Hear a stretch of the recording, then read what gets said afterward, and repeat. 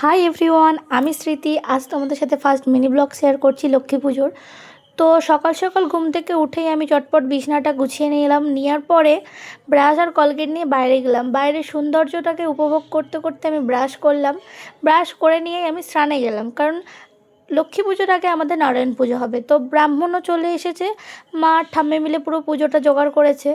তো আমিও চটচট করে রেডি হয়ে নিই, চলো, কারণ আমাকে লক্ষ্মী পুজোর প্রসাদ তৈরি করতে হবে। তো আমিও রেডি হয়ে নিয়ে বসে পড়লাম পুজোর প্রসাদ করতে। এদিকে সুজি হচ্ছে, খিচুড়ি হচ্ছে, আর নারকেল নাড়ুটা করে নিলাম। লুচি আর ভাজাভুজিটা দেখাতে পারিনি তোমাদেরকে।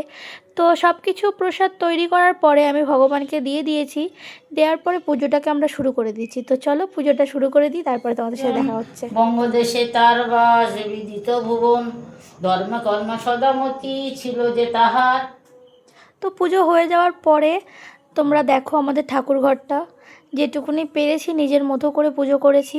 তো যদি ভালো লাগে ভিডিওটা, তাহলে অবশ্যই চ্যানেলটাকে সাবস্ক্রাইব করে পাশে থেকো। আর কাল দেখা হচ্ছে। Bye bye.